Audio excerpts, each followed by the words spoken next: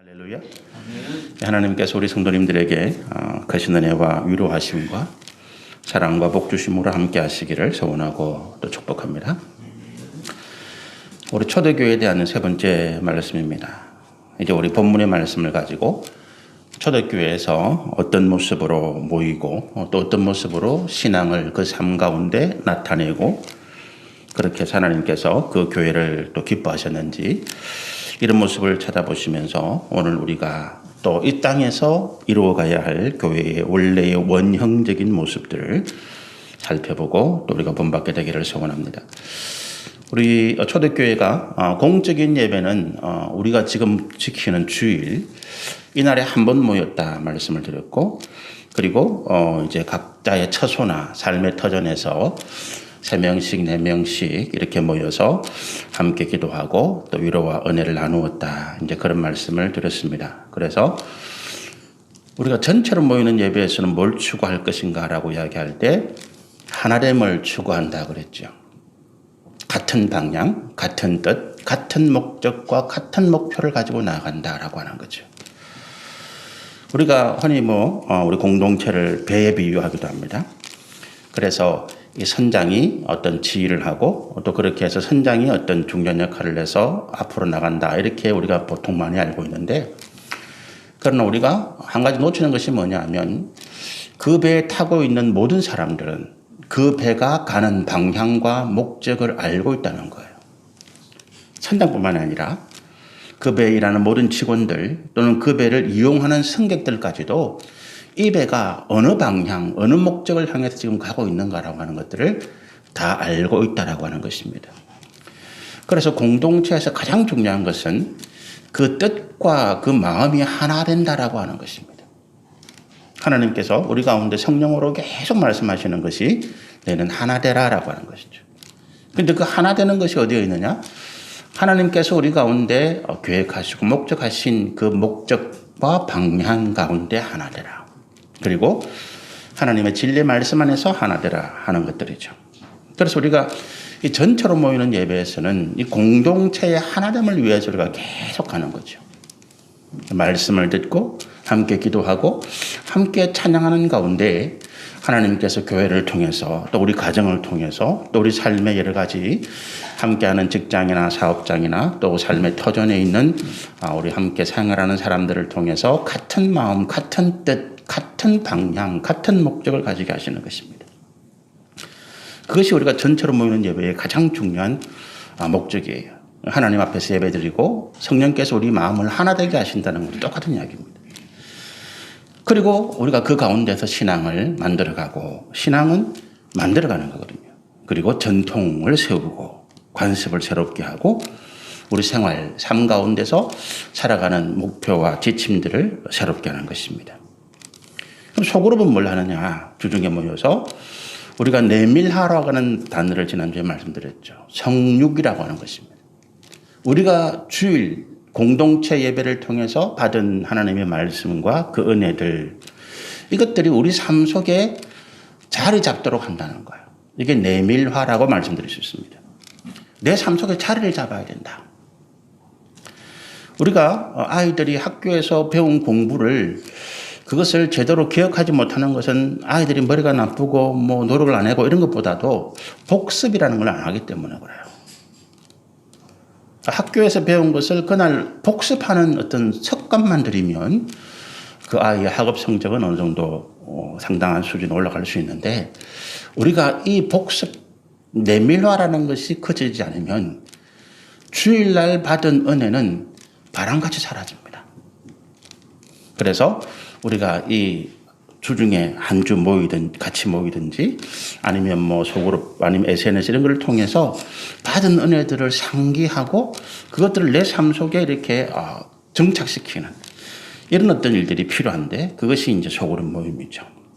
그래서 교제하고 위로하고 또 우리 삶을 서로 돌아보면서 같이 중보하고 기도하고 그래서 같이 힘을 내는 이것들이 이제 소그룹 모임에서 행해지는 것들이고, 오늘 이제 특별히 말씀 가운데는 이제 날마다 말씀을 떡을 떼고 기쁨과 순전한 마음으로 음식을 나누었다라고 할 때 성찬 예식도 여기에서 행해졌다라고 하는 거죠.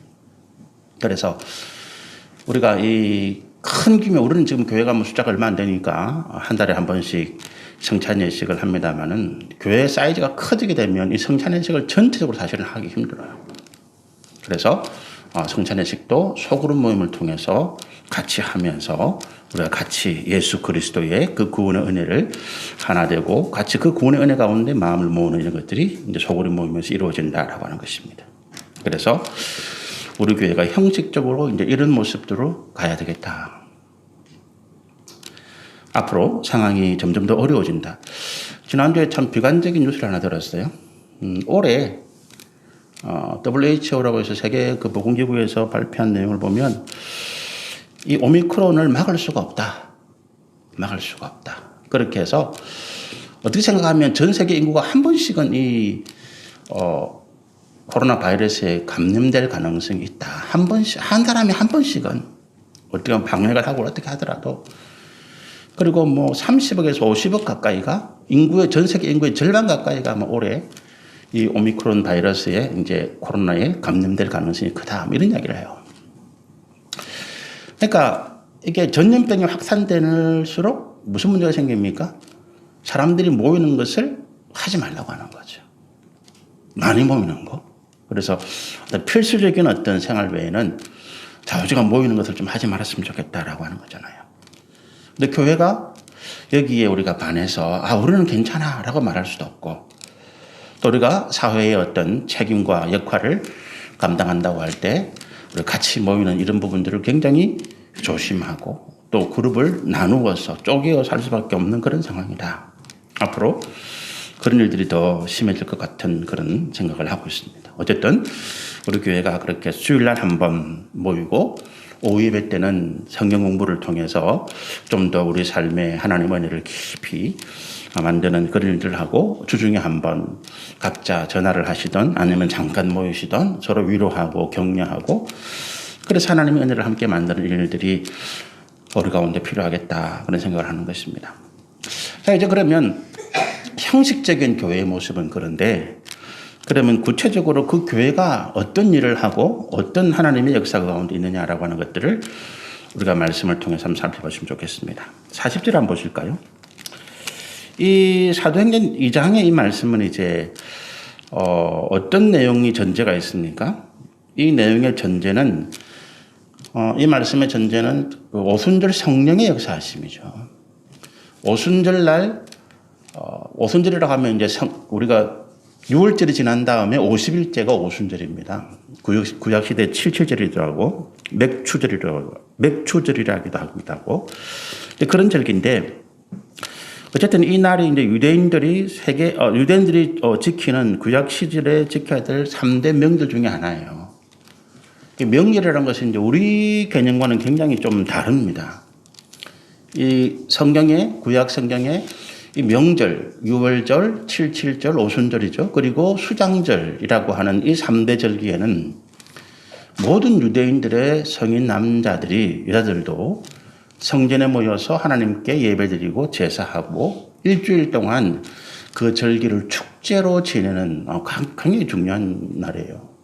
그래서 이때는 전 세계에 흩어져 있던 유대인들, 우리가 흔히 말하는 디아스포라라고 하는 이 유대인들도 다 각자가 예루살렘으로 들어와서 유대인 학자들에 따르면 이때 모이는 숫자가 거의 100만 명 가까이가 모였다 이런 이야기를 해요.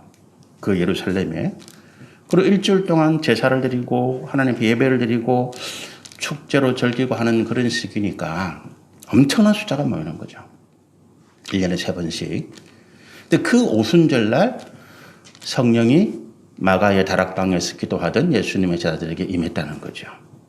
그리고 그들이 각자의 방언을 따라서 그 성령을 받은 사람들은 순수한 유대인들이었는데 그 성령이 임함으로써 그들에게 어떤 특별한 능력이 나타났는가 하면 외국어를 갑자기 말하기 시작했다라고 하는 겁니다. 그리고 그 말을 통해서 예수 그리스도의 십자가의 죽으심과 부활에 대해서 증언하고 또 그렇게 해서 예수를 믿어서 구원받는 그 길들을 복음을 전하기 시작했다는 거죠. 그런데 그 당시에 예루살렘에 모여있던 수많은 외국에서 온 사람들이 기록에 따르면 한 10몇 개국에서 왔는데 이 사람들이 수대에 걸쳐서 그 지역 각 외국에서 흩어져 살다 보니까 이 유대 말은 좀 서툴고 실제로는 그 각 지역에 살고 있는 그 나라 말이 자기의 본국어예요. 모국어예요. 그런데 그 사람들이 말하기를 이 사람들은 유대인이고 한 번도 외국말을 배워본 적이 없는 사람들의 입에서 하는 말들이 자기 귀에는 자기가 태어난 곳의 말, 자기 모국으로 들리더라라고 하는 것입니다. 그것이 성경에 나타난 최초의 성령의 역사입니다. 방언이라고 하는데 지금 우리가 말하는 방언과는 다르고 완전한 외국어로 그렇게 이제 이야기가 된 것입니다. 그렇게 된 이유는 뭐냐? 복음의 전파 때문에 그런 거죠.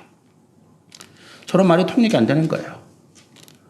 성령께서 그 특별한 사역을 통해서 그냥 우리는 한국말로 하는데 듣는 사람들은 각자 고향 자기의 모국으로 들리기를 시작하는 이런 일들이 일어나게 된 것입니다. 그게 신기하다, 놀랍다. 그렇게 사람들이 거기에 관심을 가지기 시작하고 거기에 관심을 가진 사람들에게 오늘 이 말씀이 전해지는 것입니다. 예수에 대해서 복음을 전하게 되는 거죠. 그러면서 40절에 또 여러 말로 확정하며 라고 이야기할 때 이 여러 말로 확정했다라고 하는 이 여러 말은 뭐냐 하면 예수가 하나님이시라는 것, 예수가 이 땅에 오신 우리의 구원자이시고 그분이 우리의 하나님이시고 그분이 십자가에서 우리의 모든 죄를 지시고 죽으셨을 뿐만 아니라 그분이 하나님이시기 때문에 죽음의 권세를 깨고 스스로 부활하셔서 다시 승천하셨다는 이 사건들을 성경에 기록된 말로 구약 성경에 기록된 여러 가지 말씀으로 그 유대인들에게 증거했다라고 하는 거잖아요. 우리가 특별히 제가 이사야서에 있는 구약 성경에 기록된 메시아에 대한 예언을 가지고 작년에 우리 사순절 기간 동안 말씀을 쭉 전한 기억이 있습니다. 우리가 이 메시아에 대한 예수님에 대한 기록이 성경에 굉장히 많이 기록이 되어 있습니다. 근데 그게 그 당시에는 라고 했는데 이것이 실제적으로 역사 가운데 그들의 삶 가운데 나타나신 예수님의 삶의 모습과 대지어 보니까 그대로 들어맞더라라고 하는 거죠. 그래서 이 구약 성경에 예언된 말씀들을 가지고 예수님의 삶을 조명해보고 십자가의 죽으심과 그리고 부활하심과 승천하심 이 모든 일들을 딱 적용해보니까 그대로 이 예수님의 모든 일들이 구약 성경에 예언된 말씀과 똑같이 행해졌더라라고 하는 거잖아요.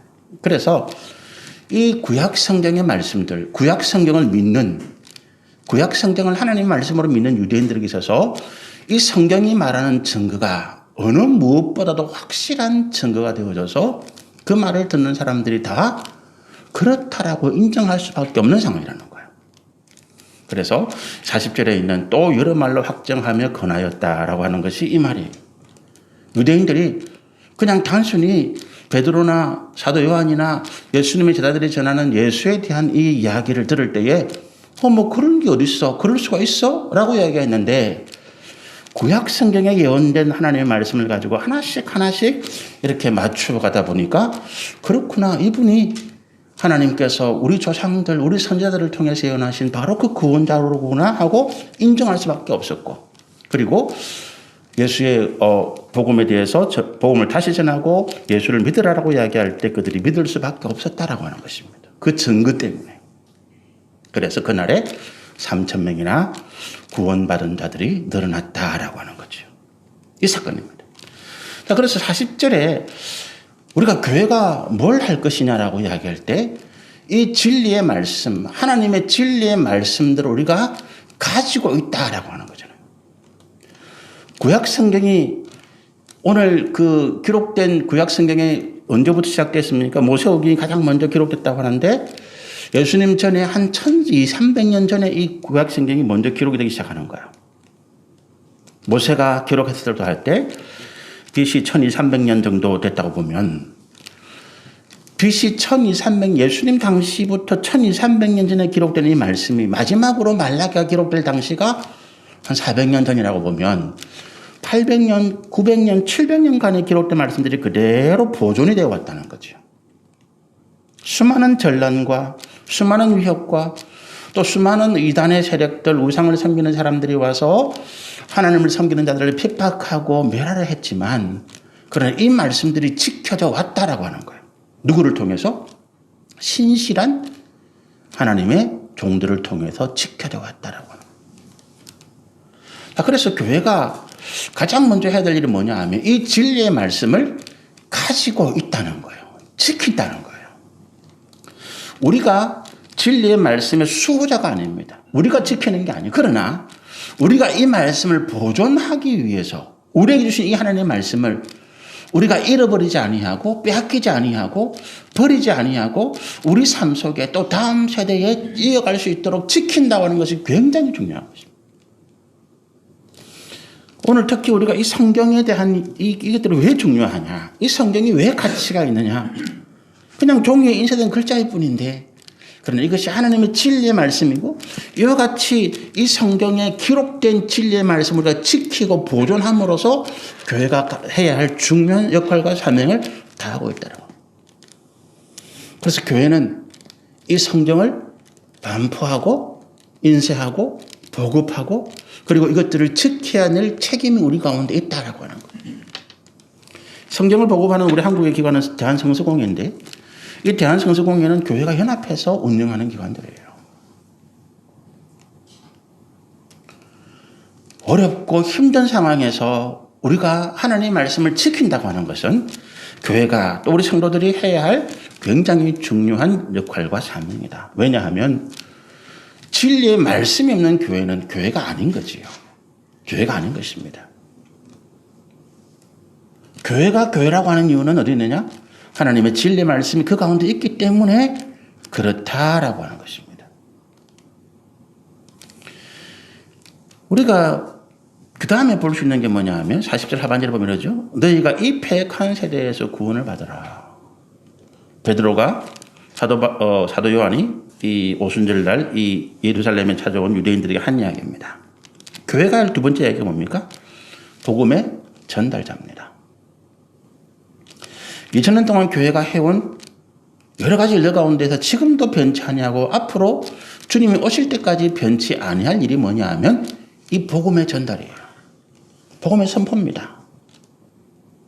이 땅에 이 패역한 세대, 정말로 사람들이 고통하고 힘들어하고 괴로워하고 삶의 모든 의미를 잃어버리고 부자도 스스로 이렇게 타락하고 자살할 수밖에 없고 못 가진 사람, 가진 사람, 배운 사람, 못 배운 상관없이 자기 인생의 의미를 찾지 못해서 방황하고 고통하는 이 세대, 이게 패역한 세대거든요.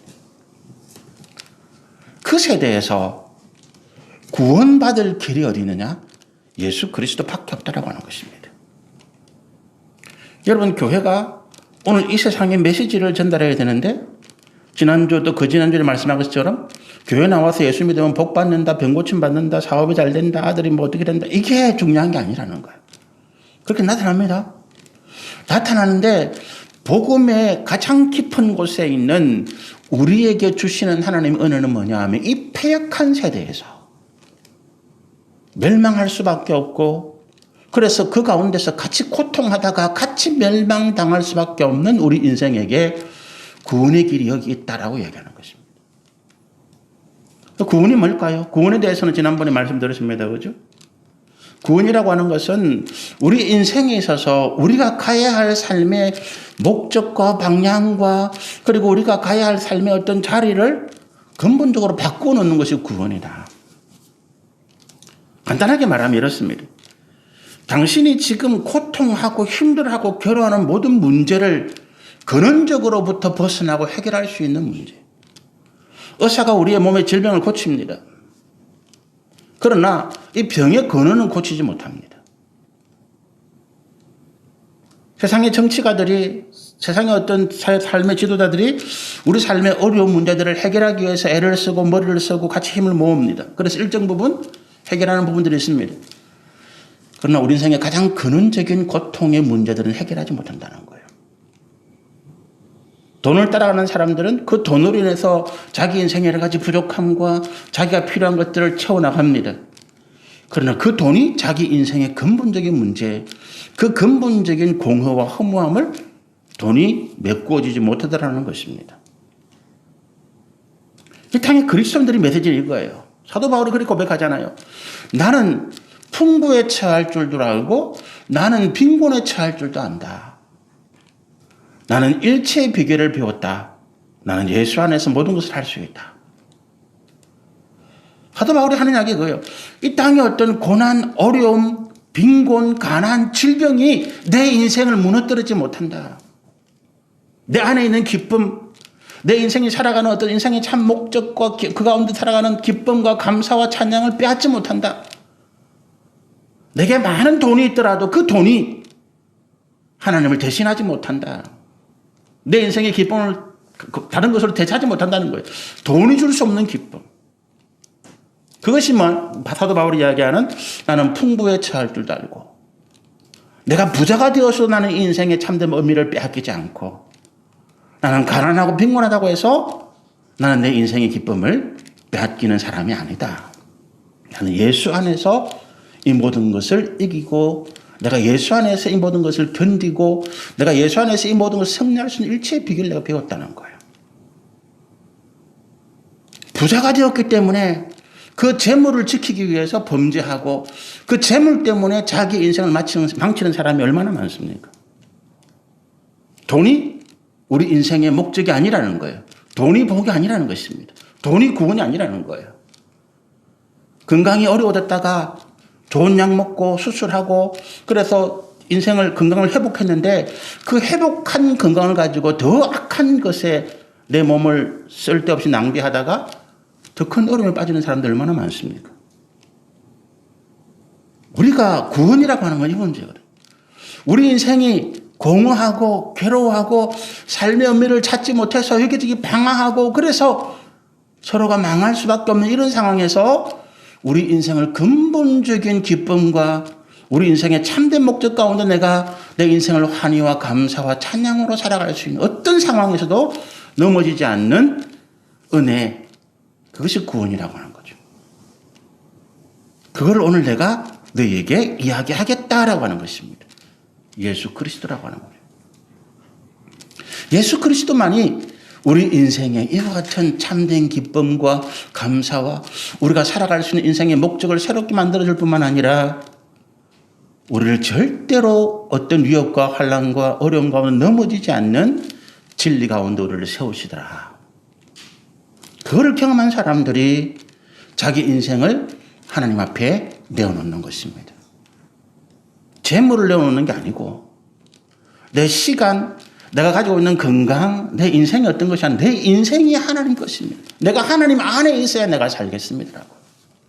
그 고백이 왕이든 귀족이든 천민이든 평민이든 하나님 앞에서 예수의 은혜로 구원받은 자들이 그 구원의 가치를 알고 깨달은 사람들이 하는 고백이라는 거예요. 그게 교회가 줄 수 있는 메시지입니다. 예수 그리스도. 예수 믿어서 폭파낸다가 아니에요. 예수 안에 있는 네 인생의 참 의미와 목적을 네가 찾으라. 정치인들이 지금 우리 대통령 선거를 바라면서 국민들이 한숨을 참 많이 쉬잖아요. 이거 투표는 해야 되겠는데 이 사람한테 하려니까 이런 문제가 걸리고 저 사람한테 하려니까 저런 문제가 걸리고 기권은 할 수 없고 그렇잖아요. 정치인들이 정치하면서도 저는 고민이 참 많을 거라 생각해요. 정치를 하는 분들도 고민이 참 많을 거라 생각해요. 자기 입으로 하는 말과 자기 하는 행동과 또 그들이 바라는 목적이 서로 다 다르니까 예수 그리스도라는 거예요.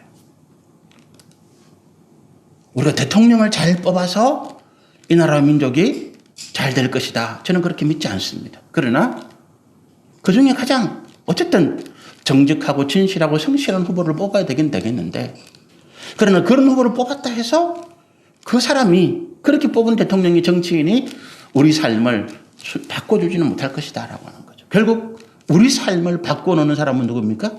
나 자신인 거예요. 어떤 독재, 어떤 고통, 어떤 억압 속에서도 내가 진리 안에 예수 안에 내가 내 인생의 참 구원자 되신 하나님 안에 있을 때에 대통령이 어떤 정치를 나쁘게 하든 이 사회가 어떤 고통과 환난 가운데 나를 몰아가든 나는 무너지지 아니하고 내 인생을 그와 같이 하나님께서 계획하신 그 목적과 방향으로 갈 수 있더라라고 하는 거죠. 그게 교회가 줄 수 있는 메시지입니다. 우리 만델라라고 하는 넬슨 만델라라고 하는 사람을 기억하시는 건 모르겠습니다. 얼마 전에 그분이 돌아가셨는데 남아프리카 공화국에서 흑인으로 태어나가지고 영국에서 유학하고 변호사가 되었는데 그가 변호사가 됐을 때 남아프리카 공화국은 철저하게 백인 중심의 사회. 흑인들은 뭐 참정권도 없고 투표권도 없고 그냥 노예처럼 백인들의 어떤 억압과 착취 가운데 살아가는 숫자. 전체 국민의 뭐 70% 80%는 흑인인데 나머지 10% 20%의 백인들이 정치, 경제, 사회의 모든 것을 가지고 흑인들을 억압하던 그런 세상. 그게 아마 1970년대, 80년대까지 지속됐을 거예요. 제가 정확히 기억 못 하겠는데. 근데 거기에 반기를 들었던 사람이 만델라입니다. 그 사람이 한 거 다른 거 없어요. 이건 옳지 않다라고 하는. 이건 옳지 않다. 옳지 않다는 가치를 어디서 가져왔습니까? 성경에서 가져온 거예요. 그분이 기독교 신자거든. 그분은 평생을 감옥에 갇혀 살았어요. 옥중개로식도 하죠. 감옥에 살았습니다. 감옥에 살다가 그가 결국 그 백인 정권이 그를 풀어줄 수밖에 없었고 그를 풀어주고 난 다음에 백인들 스스로가 헌법을 고쳐서 법을 고쳐서 흑인들에게 참정권을 주고 그리고 흑인들이 투표해서 절대적인 다수에서 남아프리카 공화국의 대통령이 된 사람이 만델라입니다. 근데 그가 대통령이 되고 난 다음에 백인들에게 보복하지 않았습니다. 같이 화합하여서 살 수 있는 나라. 같이 화합하여서 살 수 있는 나라. 여러분 우리가 세상에 줄 수 있는 메시지가 이런 거예요. 예수 그리스도. 당신의 인생 지금까지 어떤 성공, 세상의 명예와 권세와 재물을 향해서 그것들이 있다면 나는 정말로 내 한평 잘 살 수 있을 거야.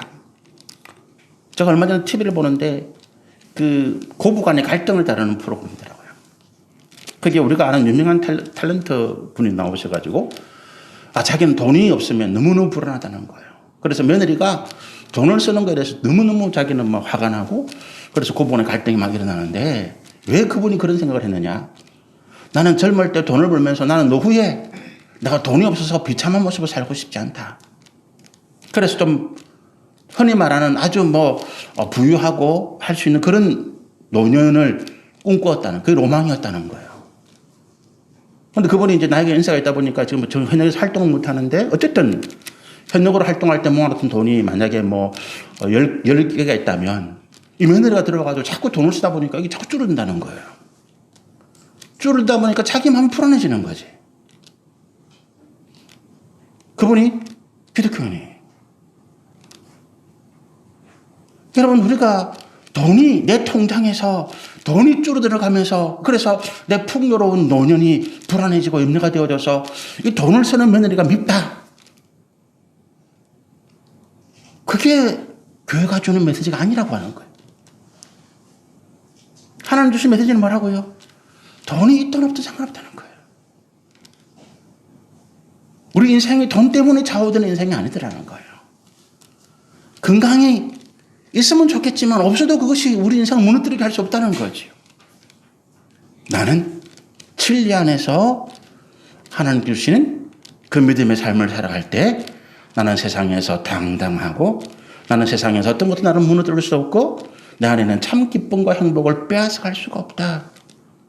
예수 그리스도 때문에.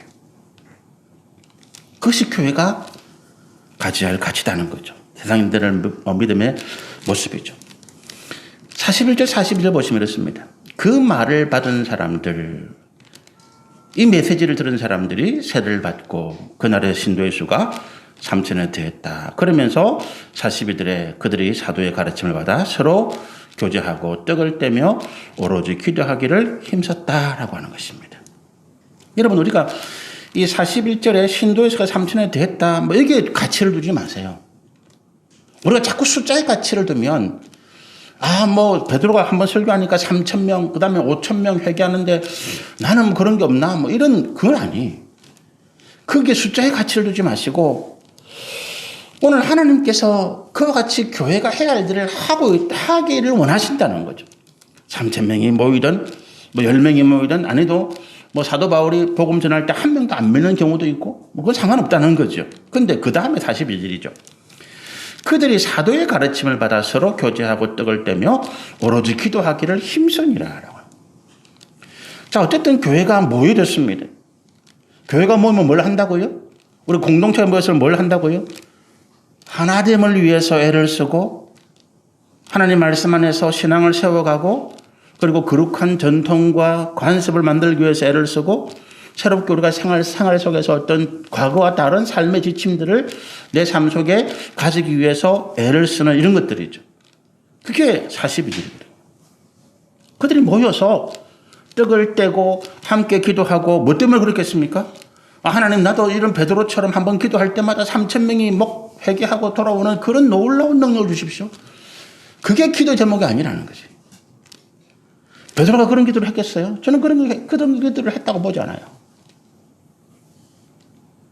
베드로가 자기가 하나님 대단하니 하나님 앞으로 제가 설교할 때마다 3,000명이 모이도록 그런 게 아니라니. 하나님 우리 교회가 10만 명을 세계로 선교사 보낼 수 있는 교회적이 왜 10만 명을 해? 기왕이면 1,000만 명, 1억 명도 하지. 왜 10만 명이나 해? 그게 우리 기도 제목이 아니라니까. 우리 교회가 무슨 어떤 거창한 일을, 이게 우리 교회가 우리가 기도할 제목이 아니라고 하는 거예요. 뭐라고요? 오늘 그 받은 하나님 말씀, 그 말씀이 내 삶을 변화시켰다는 거죠. 내 삶을 변화시켰다는 거예요. 그래서 이 말씀이 내 그동안에 가져왔던 어떤 잘못된 가치관이나 삶의 습관이나 그리고 우리가 가야 될 삶의 목표와 방향들을 다시 새롭게 하나님 안에서 바꾸는 일들. 내가 세련을 받았는데 내가 그래서 내 영은 깨어나고 내 영은 새롭게 되었는데 나는 아직도 육신의 옛 습관과 육신의 옛 삶의 모습 가운데 나는 아직도 남아있더라는 거예요. 이 부분들을 가지고 같이 기도하고 하나님 아직도 내 안에 하나님 말씀은 이랬는데 제가 레위기 말씀을 가지고 문자로 보내면서 그런 말씀을 계속 보냈는데 기억하십니까? 성결을 유지한다는 거예요. 세례받아서 그 제사를 통해서 피의 희생제사를 통해서 내가 깨끗함을 입었는데 그 다음에 중요한 게 뭐냐 하면 내가 받은 이 성결함을 유지해 간다라고 하는 거예요. 우리가 계속 맨날 세례받을 수 없잖아요. 그렇잖아요. 세례는 한 번 받는 거예요. 그 다음에 이 성결함을 유지하기 위해서 우리가 몸을 씻고 옷을 갈아입고 우리 삶의 환경을 깨끗하게 하는 것처럼 하나님의 말씀으로 나를 돌아보아서 계속 고치고 새롭게 나가고 바꾸어가는 모습들을. 그게 이 소그룹이거든요. 우리 기도 제목이 그런 거죠. 하나님 내게 돈을 더 많이 벌게 해주십시오. 이게 기도 제목이 돼서는 안 된다는 거예요. 돈이 필요한 사람에게는 하나님께 돈을 주실 것입니다. 건강이 필요한 사람에게는 건강을 주실 것이고 우리가 기도할 것은 뭐냐 하면 하나님 내가 이 말씀 앞에서 정결하고 거룩한 주의 모습이 만들어지게 해 주십시오. 그래서 신앙은 세워나가는 거다. 구원의 은혜 내가 받았는데 우리 가정의 신앙을 우리 자녀들의 신앙을 내가 세워주고 만들어준다는 거예요. 오늘 우리 큰딸이 우리 딸내미가 우리 손주가 남산교회 갔다 와서 이렇게 그 남산교회 어린이 유년부에서 받았던 그 교재를 가지고 막 아담이 어떻고 하나님 어떻고 이러니까 하니까 우리 딸은 뭐라고 하는 거니까 야 주입식 교육 무섭네. 주입식 교육이 무섭대. 신앙을 만들어가는 거예요. 제가 우리 손주에게 그런 이야기 안 해줬거든. 우리 딸도 집에서 그런 이야기 안 한대. 근데 교회에 가서 그 책을 보면서 하나님이 어떻게 하고 선악과를 따먹은 아담과 하와가 죄를 지었고 나빠요. 이런 이야기를 하는 거 들어보니까 만들어져 가는 거지. 만들어져 가는 거예요.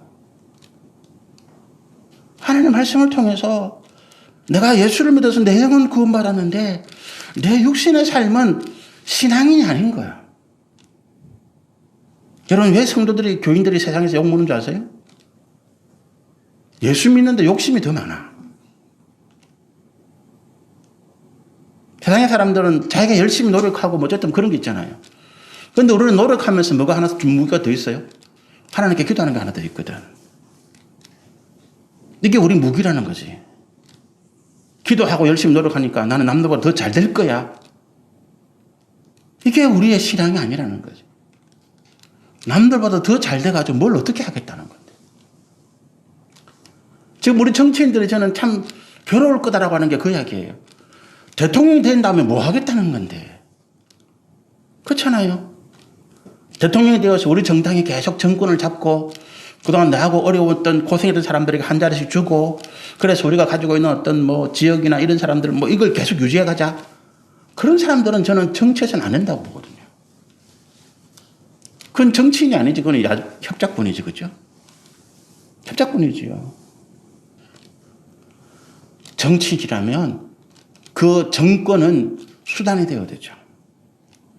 정말로 자기가 가지고 있는 나라와 민족을 위해서 어떤 비전이나 꿈이 있다면 그것들을 같이 공유해 나가고 그래서 그가 가지고 있는 리더십을 세웠다면 그걸 통해서 국가와 민족을 위해서 수고하는 이것이 정치인인데 저는 우리 정치인들 보면 그런 일을 참 많이 합니다.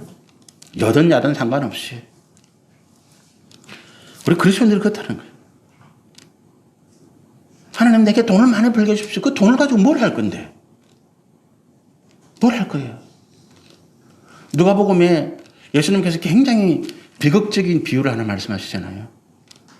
어떤 부자가 소출이 굉장히 그 해 엄청나게 돈을 많이 벌었어요. 쌓을 곳이 없어. 창고를 더 크게 지어가지고 그득그득 쌓아놓은 거예요. 그걸 바라보면 자기 너무 기쁜 거야. 아, 내가 이렇게 수고하고 이랬어가지고 이렇게 싼 텀이 좀 사놨는데 보는 것만도 거뭇한 거야. 아, 내 영혼아 만족한다. 그런데 하나님 뭘 하신다고요? 이 불쌍한 영혼아, 오늘 밤에 내가 너를 거두어갈 텐데, 데려갈 텐데, 네가 죽고 나면 이 재물 너에게 무슨 의미가 있냐는 거예요. 여러분, 먼저 우리가 돈을 쓰기 위해서 쓸 곳을 기도하십시오. 먼저 돈을 쓸 곳을 기도하고, 그 다음에 하나님 앞에 이야기하는 거예요. 하나님, 제가 이런 일을 위해서 물질이 필요합니다. 내 가정에 내 자녀를 교육하고, 우리 가운데 아픈 가족들을 치유하고, 우리가 생활하고, 이게 우리 일용할 양식이잖아요. 그죠? 일용할 양식을 주시는 거예요. 그 다음에 뭘 하려고? 일용할 양식을 넘어나서, 그 다음에 가지고 있는 걸 뭘 하겠다는 거예요, 여러분.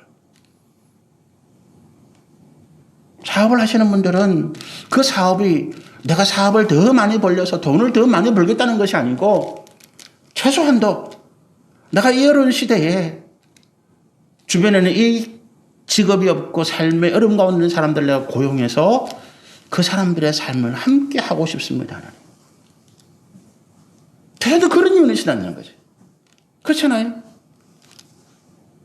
저는 우리 교회 사업하시는 분들 그런 마음을 가지고 있다고 저는 믿어요.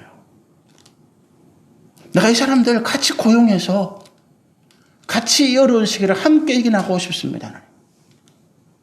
그래서 내가 더 다른 사업장도 넓혀 주십시오. 하나님. 그렇죠? 돈을 어디다 쓰려고 하는지 우리 자녀들이 그 다음에 좋은 대학교 가고 좋은 직장 가고 그렇게 해서 그 다음에 이 자녀들의 인생을 어떻게 하나님 앞에 진리 안에 바르게 세우고 싶은지 그걸 자녀들에게 먼저 가르치라는 거예요. 너는 네 인생을 어떻게 하나님께 드리고 싶으냐는 거지. 제가 우리 아이를 키울 때, 우리 큰 딸을 키울 때, 우리 딸을 키울 때 제가 굉장히 지금도 후회하는 게 그거거든요. 아, 이 아이가 참 공부도 잘하고 머리도 좋고. 제가 어릴 때 꿈이 의사였는데 제가 색각장애라서 제가 이과를 못 갔어요. 이과를 못 가고 문과를 갈 수밖에 없었거든. 근데 제가 굉장히 그 의사에 대한 꿈이 있었어요. 근데 제 딸을 보니까 굉장히 괜찮아. 그래서 나는 의료 선교사 해야 돼. 선교사를 갖다 붙였어요. 얘를 의사로 만들고 싶어서. 근데 제 마음 가운데 얘를 의사로 만들어서 어쨌든 간에 뭔가 좀 내 꿈도 이어가고 또 세상에서 좀 그럴듯한, 그래서 제가 걔를 굉장하게 혹독하게 대했어요. 그게 저하고 제 딸하고 굉장히 관계를 멀어지게 하고 고통스럽게 만들었던 이유거든요. 저는 제 딸에게 의사가 되는데 네가 뭘 해라. 그냥 어루선교사. 그냥 명칭만 붙인 거예요. 그러나 정말로 하나님께서 하나님 앞에 네 인생을 어떻게 드려야 될지를 제가 가르치잖아요. 부모 욕심인 거예요. 여러분, 우리가 자녀들에게 그런 어떤 마음이 없으면 그냥 비워두세요. 자녀에게 뭘 하라고 욕을 하지 마. 차라리. 그러면서 그 아이가 하나님 앞에 자라나면서 자기의 길을 믿음으로 찾아갈 수 있도록 울타리만 되어주세요. 부모의 꿈과 부모의 어떤 이루지 못한 것들을 강요하시면 안 돼요. 이 아이가 하나님 믿음 안에서 그냥 자라날 수 있도록 울타리가 되어주고, 그래서 이 아이에게 하나님에 대한 믿음과 소망을 가질 수 있도록 기도해주고, 그것만으로 사실 오늘 성공한 거예요. 내가 그 아이에게 뭔가를 이렇게, 너는 이렇게 돼야 돼. 너는 이 길을 가야 돼. 우리 둘째도 그렇게 굉장히 강요했다가 너무너무 제가 마음이 아픈 경험도 있고, 그래서 우리 막내는 자 그런 거 안 해요. 네 하고 싶은 거 해라. 그러나 너는 믿음 안에 있어라. 어딜 가든지 너는 교회를 출석하고, 독일에 있는데 요즘 안 가는 매일매일 새벽 기도를 간다나? 독일에서? 그러면서 지난 송구신 예배 때 독일에서는 송구신 예배를 안 드린대요. 그 송구신 예배를 지는 드리고 싶은데 안 드리니까 우리 교회에서 유튜브 하는 거를 자기 이제 같이 있는 청년들 몇 명을 보는데 보자마자 눈물이 펑펑펑 대성통곡하듯 울었다는 거야. 그 이야기를 제 아내한테 했어요. 그 주변에 있는 청년들이 같이 울면서 예배가 끝난 다음에 니 왜 울었나? 니 너희 엄마 아버지 보고 싶어서 울었나?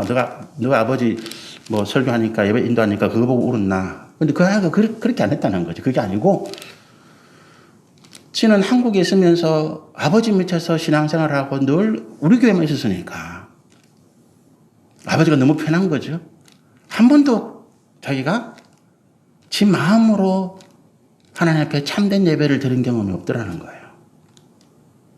근데 독일에 와서 어떻게 신앙 훈련을 하고 그러면서 송구신 예배 유튜브를 통해서 우리 교회 예배를 보는 순간에 그 죄책감이, 나는 한 번도 하나님 앞에 우리 교회 한국에 있으면서 우리 교회 제가 같이 있으면서 난 하나님 앞에 참된 예배를 드린 적이 없구나. 그 생각이 탁 들면서 대성통곡을 했다는 거예요. 그 얘기를 들으면서 이제 좀 철이 드는가 보다. 좀 철이 드는가 보다. 여러분, 우리가 우리 자녀들에게 뭘 해라. 너는 이렇게 해야 돼. 그걸 강요하기보다 하나님, 저는 이 아이를 하나님께 맡깁니다. 그러나 제가 할 수 있는 것, 이 아이가 하나님 앞에 믿음으로 온전해질 때까지 제가 울타리가 되어주고 있어요. 그게 교회 갈 일이라는 거예요. 교회가, 여러분, 우리 교회가 우리 세상에 있는 사람들에게 너 꼭 교회 나가야 돼. 세상 예수 믿어야 돼. 그렇게 말하는데, 그렇게 말하는 사람들에게 어떤 적대감도 가지기도 하고, 그렇잖아요. 우리는 좀 이단이라고 다른 종교를 가진 사람들에게 우리 적대감 같은 게 있어요. 근데 그렇게 해서는 안 된다는 거지. 그들에게 하나님 앞에서 우리가 뭔가를 적대감을 가지고 꼭 나와야 돼. 강조하기보다는, 그래, 나는 당신이 하나님 앞에서 믿음으로 설 때까지 내가 울타리는 되어줄 수 있습니다. 기도해주고, 위로해주고, 힘들 때 손을 잡아주고. 어떤 분이 사업체를 운영하시는데, 우리 회사 나오려면 당신은 무조건 교회 나와야 돼. 내가 다니는 교회 나와야 돼. 이런 분들도 있어요. 저는 그런 분들의 이야기를 들으면서 마음속으로 좀 답답하고 갑갑합니다. 굉장히 믿음이 좋은 것 같은데 그렇지 않다라고 하는 거지. 어떻게 생각하면 그분이 그 상사가 다니는 그 자기 사장님이 다니는 회사를 나오면 교회 가겠습니까? 아닌 거지. 오히려 욕을 하는 거지. 자기 어떤 생존에 대한 거를 딱 미끼로 목줄을 잡아가지고 끌고 나왔어. 나오겠습니까? 그게 참된 신앙이니까 아니라는 거지. 존중해 준다는 거예요. 그러면서 나는 당신이 하나님 앞에서 믿음으로 설 때까지 나는 울타리는 되어주겠습니다. 힘들고 어려울 때 가장 먼저 그 사장님이 달려와 사장장 이런 어려움이 있는데 저를 좀 도와주세요. 다른 아무도 안 도와주는데 그래 내가 너를 도와주마. 여러분 그것이 우리가 세상에서 해야 할 일들이라는 거예요. 뒤에 있는 말씀들은 다음 주에 해야 될 것 같습니다.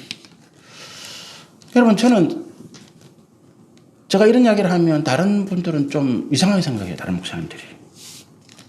근데 제가 뭐 잘났다 제가 특별한 이런 이야기가 아니고 말씀드리는 것처럼 정말로 많은 고민을 했거든요. 우리 교회가 한국 교회가 왜 이렇게 됐을까? 우리가 이런 이 숫자 지금도 점점 줄어가고 있잖아요. 하나님 앞에서 하나님 우리 교회를 어떻게 하시려고 이렇게 하실까?